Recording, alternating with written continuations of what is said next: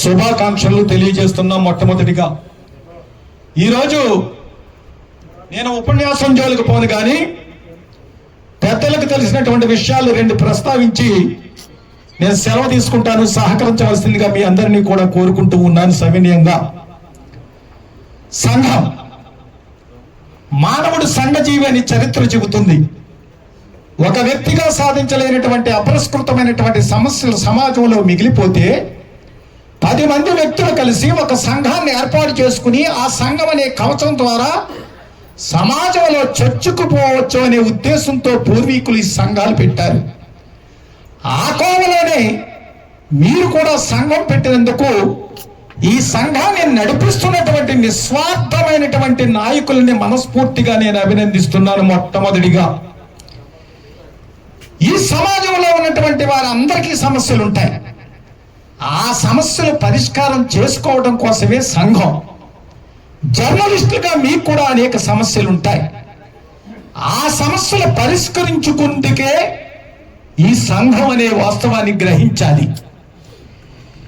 ప్రజాస్వామ్యంలో ఒక్కసారి ప్రజాస్వామ్యం గురించి మాట్లాడుకుంటే భారతదేశం ఒక ప్రజాస్వామ్యమైనటువంటి పెద్ద దేశం. మనం ప్రజాస్వామ్య దేశంలో ఉన్నాం. డెమోక్రసీ. ప్రజాస్వామ్యం గురించి మాట్లాడుకుంటే ఈ ప్రజాస్వామ్యాన్ని బ్రతికించవలసింది నలుగురు ముఖ్యంగా. ఒకటి, చట్టాలు చేసే లెజిస్లేషన్స్. అసలు ఎలా ఉండాలి ఈ పరిపాలన అని డాక్టర్ బాబాసాహెబ్ అంబేద్కర్ చేసినటువంటి రాజ్యాంగానికి లోబడి లెజిస్లేషన్ అనే ఒక వ్యవస్థను ఏర్పాటు చేసుకున్నాం. అది ప్రజలు ఎన్నుకున్నటువంటి నాయకులు వెళ్ళి శాసనాలు చేస్తారు, లెజిస్లేషన్స్. ఇక రెండవ వ్యవస్థ, ఆ శాసనాల్ని అమలు చేసేది ఎగ్జిక్యూటివ్స్.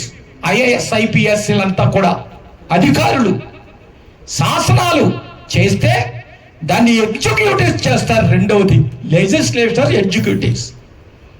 జ్యుడిషియల్స్, అది న్యాయ వ్యవస్థ. ఆ న్యాయ వ్యవస్థ ఏదైనా పొరపాట్లుంటే ఒక సరిదిద్దే వ్యవస్థ ఉండాలని న్యాయ వ్యవస్థ.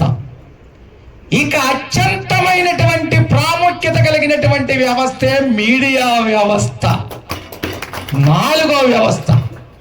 ఈ డెమోక్రసీలో మీకున్నటువంటి ప్రాధాన్యత ఇంతకన్నా వివరించవలసినటువంటి అవసరం లేదని నేను భావిస్తున్నాను.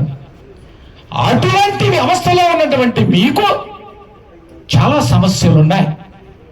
పెన్షన్ ప్రభుత్వం తలుచుకుంటే చాలా చిన్న సమస్య. 1000 మందికి పెన్షన్ ఇవ్వడం అంటే ఏ ప్రభుత్వానికైనా కష్టం కాదు. ఇది మీకు ఒక గుర్తింపు కార్డు ఉన్నది కాబట్టి ఆ అకౌంట్ ప్రకారంగా ఒక 1000 మందికి పెన్షన్ ఒక ఏజ్ లిమిట్ పెట్టుకుని 50 సంవత్సరాలు ఎంతో ఏజ్ లిమిట్ పెట్టుకుని వారికి కూడా అంటే పెన్షన్ 60 సంవత్సరాలకి పెన్షన్ వస్తుంది. అలాగే చెట్టు మీద ఎక్కి దిగే గీత కార్మికులు ఉన్నారంటే 50 సంవత్సరాలకే పెన్షన్ ఇస్తా. ప్రభుత్వం వయసు మార్చుకోవచ్చు.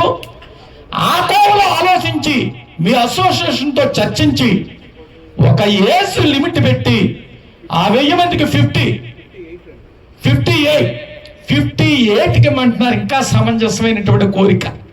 50 సంవత్సరాలకే పెన్షన్ అడుగుతున్నటువంటి ఈ రోజుల్లో 58 సంవత్సరాలకు మాకు పెన్షన్ ఇవ్వండి అని సమంజసమైనటువంటి కోరిక కోరుతున్నారు. కాబట్టి తప్పకుండా ప్రభుత్వం దృష్టికి తీసుకువెళ్ళి మా వంతు కృషి కూడా పెన్షన్ గురించి కృషి చేస్తామని సభాముఖంగా నేను మనవి చేస్తున్నాను.